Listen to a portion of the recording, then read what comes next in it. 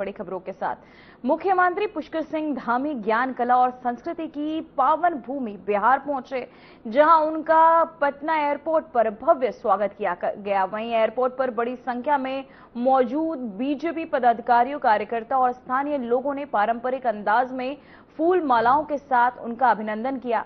आपको बता दें कि बिहार विधानसभा चुनाव में प्रचंड जीत के बाद एनडीए की नई सरकार का गठन कर रही है। इसी अवसर पर सभी राज्यों के मुख्यमंत्री बिहार पहुंचे। सीएम धामी ने हर्ष और उत्साह के साथ भरे स्वागत के बीच सभी के आत्मीय और सम्मान के लिए हृदय से आभार भी व्यक्त किया। तो वहीं आपको बताते चले, मुख्यमंत्री पहुंचे बिहार, जहां सीएम नीतीश के शपथ ग्रहण समारोह में जहां वो शपथ ले रहे हैं, इस दौरान उन्हें बधाई देने को लेकर मौजूद उत्तराखंड के सीएम पुष्कर सिंह धामी।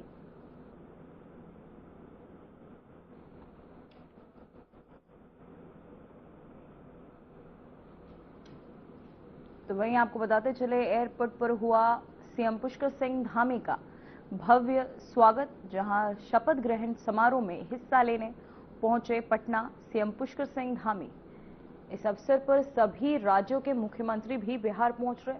सीएम धामी ने हर्ष और उत्साह के साथ भरे स्वागत के बीच सभी के आत्मीय और सम्मान के लिए हृदय से आभार भी व्यक्त किया है। तो वहीं आपको बताते चले, मुख्यमंत्री पुष्कर सिंह धामी पहुंचे बिहार, जहां एयरपोर्ट पर उनका भव्य स्वागत किया गया। बीजेपी कार्यकर्ताओं ने किया उनका स्वागत। वहीं सीएम नीतीश 10वीं बार शपथ ली और साथ ही को बताते चले, इसी को लेकर देश के हर राज्य से मंत्री पहुंच रहे हैं बिहार।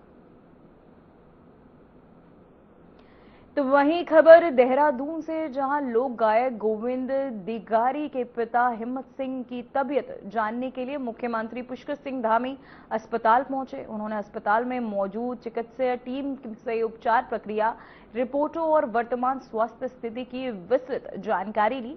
मुख्यमंत्री ने परिजनों से बातचीत कर उनका हाल जाना और हर संभव सहयोग का आश्वासन भी दिया। उन्होंने ईश्वर से हिम्मत सिंह के शीघ्र स्वस्थ होने की कामना की। अस्पताल प्रशासन ने बताया कि मरीज की स्थिति पर लगातार निगरानी रखी जा रही है और बेहतर उपचार उपलब्ध कराया जा रहा है।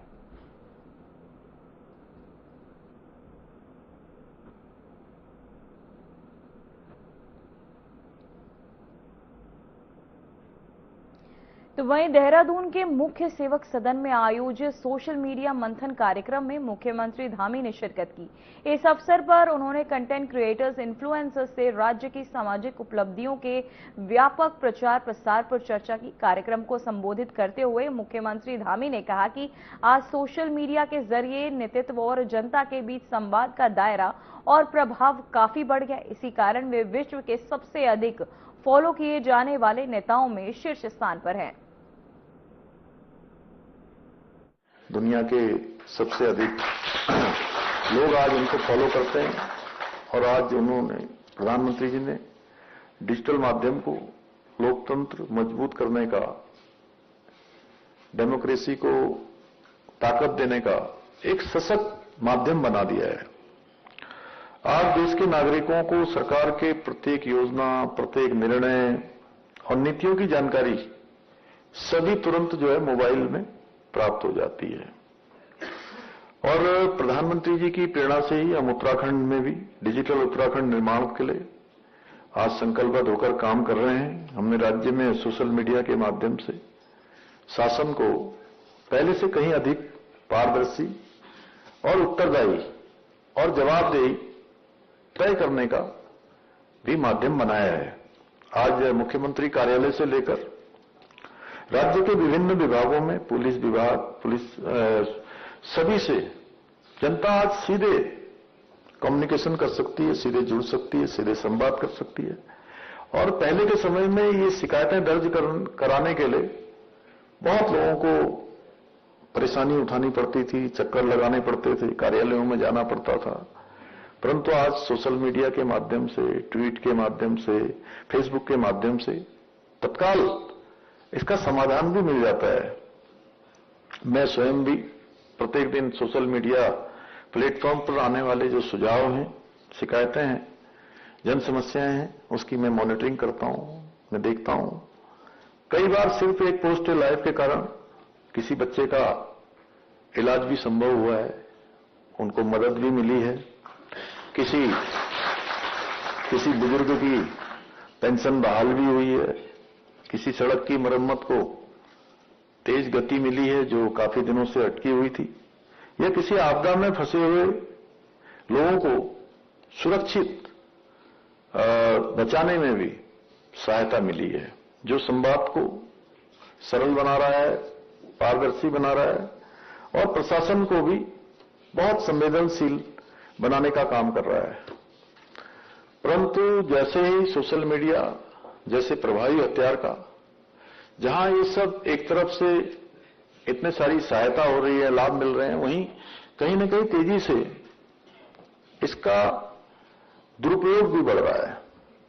आज फेसबुक में, सोशल मीडिया में फेक न्यूज हैं, अफवाहें हैं, भ्रामक खबरें हैं, नेगेटिव नैरेटिव्स हैं।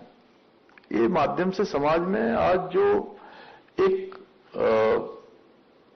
कहीं न कहीं फैब्रिकेटेड चीजें, गलत नैरेटिव जो बनाए जाते हैं, इसकी एक प्रवृत्ति वो भी हम सब लोगों के लिए और समाज के लिए भी एक गंभीर चुनौती भी बनकर उभरी है। कुछ लोग सोशल मीडिया की जो ताकत है उसका उपयोग अच्छे कामों के लिए नहीं कर रहे हैं और बल्कि आइडियोलॉजी में डिवीजन करने के लिए कर रहे हैं। लोगों में जो समाज में सामाजिक सौहार्द है, आपस में भाईचारा है, प्रेम है, उसको बिगाड़ने में, और सरकार की जो अच्छी योजनाएं हैं उसमें से भी आधा काट के, आधा पेस्ट करके, ऊपर का नीचे करके, नीचे का ऊपर करके जो बातें पूरी बोली गई हैं, जो योजनाएं पूरी लागू की गई हैं, उनको न बोलकर कहीं न कहीं गलत धारणाएं फैलाने के लिए भी कर रहे हैं। ऐसे समय में आप सभी की जिम्मेदारी, जो सोशल मीडिया के हमारे वॉरियर्स हैं, इन्फ्लुएंसर्स हैं, जो लगातार इसमें एक्टिव रहते हैं, आप सबकी भूमिका कहीं और अधिक महत्वपूर्ण हो जाती है। हाल ही में आप लोगों ने देखा होगा कि कुछ धर्म विरोधी और राष्ट्र विरोधी मानसिकता वाले लोग, उन्होंने यहां भ्रामक खबरें फैलाई, फेक नैरेटिव और झूठे प्रचार के माध्यम से हमारी धार्मिक आस्था है, हमारी समृद्ध सांस्कृतिक परंपराओं को आज बदनाम करने का भी वो प्रयास कर रहे हैं।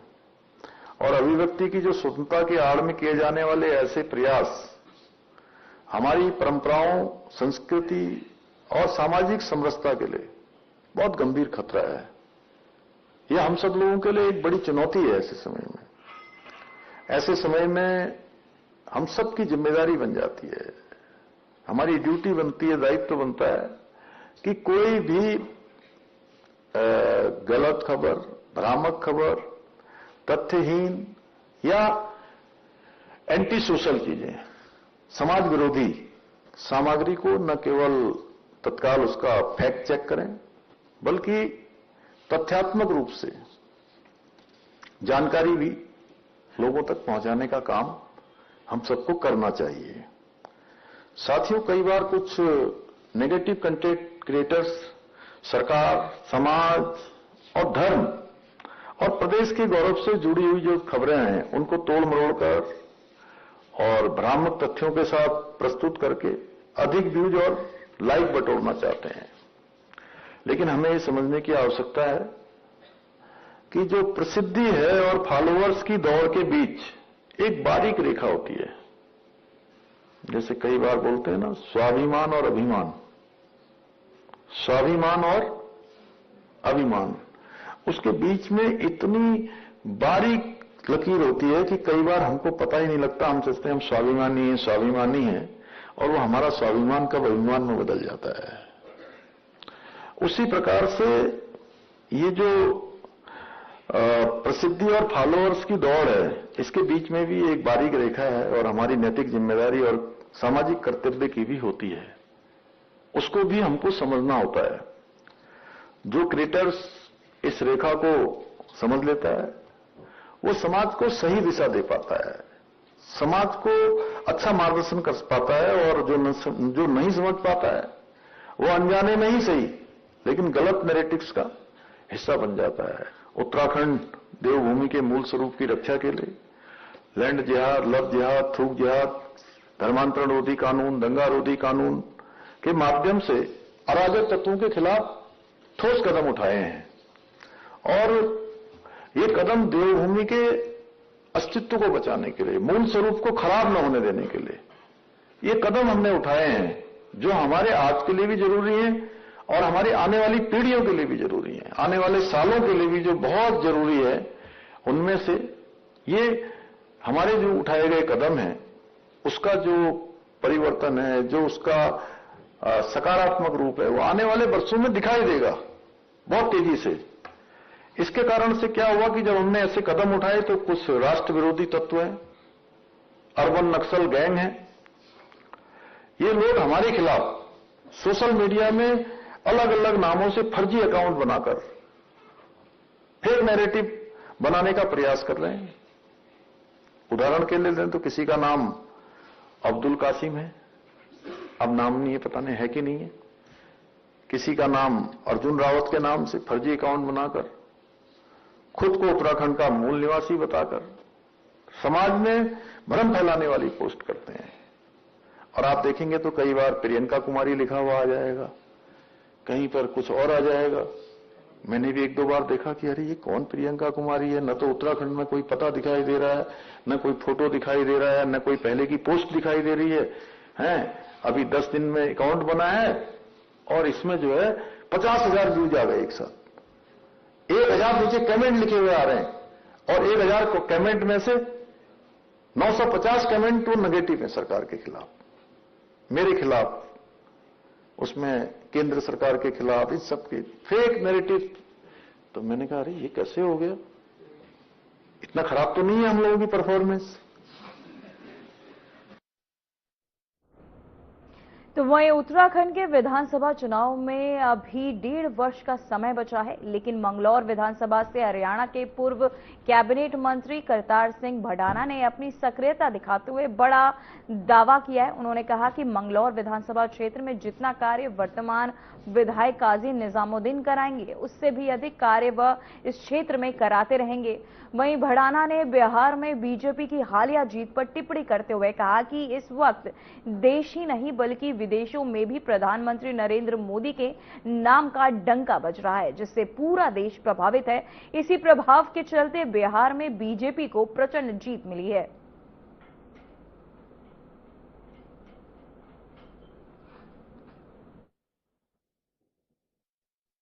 ऐसा है कि पहले ही, क्योंकि बार बार बताना भी अच्छा नहीं लगता, क्योंकि हर गांव को एक बार यहाँ पे बुला के उनका दर्शन करना, उनकी मंशा को पता करना कि भाई हमें क्या करना चाहिए, कैसा काम करना चाहिए, एक बेटे से, एक अपने बड़े से क्या क्या इच्छाएं होती है समाज में, तो उसका भी पता लगे, काम करने का तरीके का पता चले, लोग क्या चाहते हैं उस बात का पता चले। जैसे अभी एक माई बोल रही थी, भाई हम कलकत्ता से भी आगे के, हम सब कुछ जानते हैं। मैं कि जानते तो हो पर सच्चाई को नहीं जानते, क्योंकि सच्चाई सच्चाई है। क्योंकि आज जो काम विधायक के कोटे के हैं, उनको अगर वो नहीं करवाना चाहे तो वो नहीं करवाना।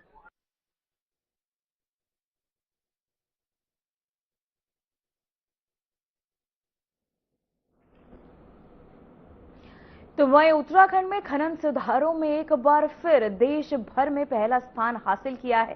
केंद्र सरकार ने राज्य की पारदर्शी और प्रभावी खनन व्यवस्था को देखते हुए 100 करोड़ की प्रोत्साहन राशि जारी की है।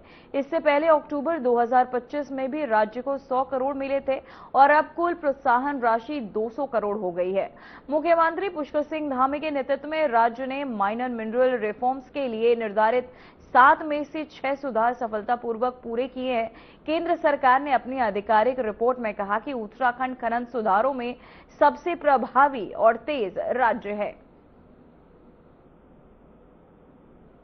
तो मैं आपको बताते चले, खनन सुधारों में उत्तराखंड देश में नंबर 1 धामी सरकार ने किए 7 में से 6 खनन सुधार, जिसे लेकर राज्य की आय भी बढ़ी है और वहीं रोजगार सृजन में भी तेजी देखने को मिली है, जिससे युवाओं को रोजगार भी मिल रहा है। तो वहीं आपको बताते चले खबर उत्तराखंड से है, जहां केंद्र सरकार ने राज्य की पारदर्शी और प्रभावी खनन व्यवस्था को देखते हुए 100 करोड़ की प्रोत्साहन राशि जारी की है। इससे पहले अक्टूबर 2025 में भी राज्य को 100 करोड़ मिले थे और अब कुल प्रोत्साहन राशि 200 करोड़ हो गई है। मुख्यमंत्री पुष्कर सिंह धामी के नेतृत्व में राज्य में माइनर मिनरल रिफॉर्म्स के लिए निर्धारित 7 में से 6 सुधार सफलतापूर्वक पूरे कर लिए गए। केंद्र सरकार ने अपनी आधिकारिक रिपोर्ट में कहा कि उत्तराखंड खनन सुधारों में सबसे प्रभावी और तेज राज्य है। तो मैं आपको बता दें, खनन सुधारों में उत्तराखंड देश में नंबर 1 बनकर उभरा है, जिसे लेकर अब कारोबारी में भी तेजी आई है। तो वहीं उत्तरकाशी के रामलीला मैदान में आयोजित 7 दिवसीय सहकारिता मेला पुरस्कार वितरण के साथ समापन हो गया है। समापन अवसर पर औषधीय पादक बोर्ड के उपाध्यक्ष प्रताप सिंह पवार मुख्य अतिथि के रूप में पहुंचे और प्रतिभागियों को सम्मानित किया।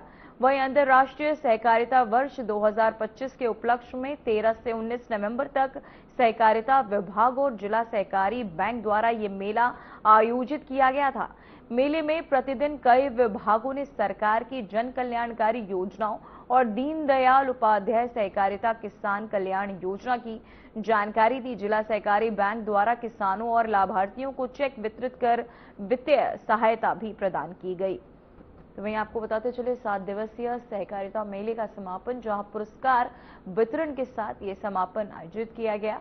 प्रताप सिंह पवार ने शिरकत की, जहां मुख्य अतिथि के रूप में उन्होंने शिरकत की, साथ ही सहभागियों को पुरस्कृत कर उन्हें सम्मानित भी किया गया।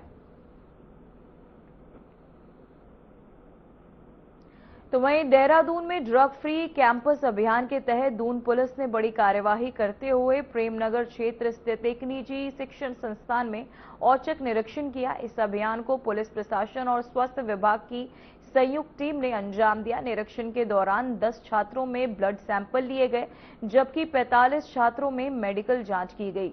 पुलिस के अनुसार सभी छात्रों से पहले ही ड्रग टेस्ट के लिए कंसेंट फॉर्म भी के पर शपथ भरवाए गए थे, जिसके बाद टीमें मौके पर पहुंची और एसएसपी देहरादून ने सख्त संदेश देते हुए कहा, छात्रों को नशे से दूर रखने और इसके दुष्परिणामों के बारे में जागरूक करने के साथ साथ आवश्यक होने पर कानूनी कार्यवाही भी की जाएगी।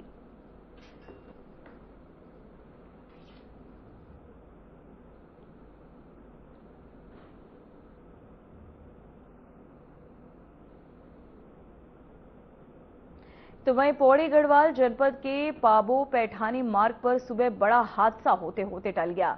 चिपलग हाट के पास स्कूटी सवार को बचाने के प्रयास में बस चालक ने अचानक इमरजेंसी ब्रेक लगा दिए। तेज ब्रेक लगने के कारण बस का आधा हिस्सा सड़क के बाहर लटक गया और वह सीधे गहरी खाई की ओर झुक गई। सौभाग्य से सड़क किनारे मौजूद एक बड़ा पत्थर बस के नीचे सहारा बन गया, जिससे वह खाई में गिरने से बच गई। इस दौरान बस चालक को चोटें आई हैं, जबकि अन्य यात्री सुरक्षित है। प्रत्यक्षदर्शियों ने बताया कि यदि पत्थर का सहारा न मिलता तो बस गहरी खाई में गिर सकती थी और भयावह हादसा हो सकता था। तो वहीं पाबो पैठानी मार्ग पर बड़ा हादसा होते होते टल गया, जहां खाई में गिरने से बसी बस स्कूटी चालक को बचाते हुए बस ड्राइवर ने ब्रेक लगाई, जिसके चलते को बताते चले यह हादसा हुआ।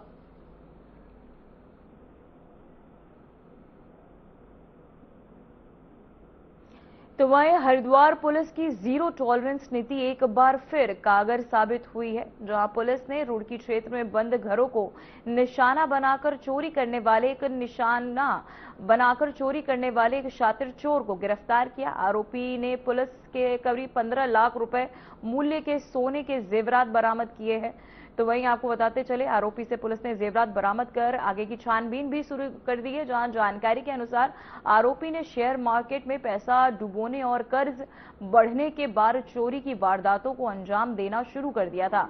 मामला 17 नवंबर का है, जब एक महिला ने अपने घर से सोने के जेवर चोरी होने की शिकायत पुलिस में दर्ज कराई थी।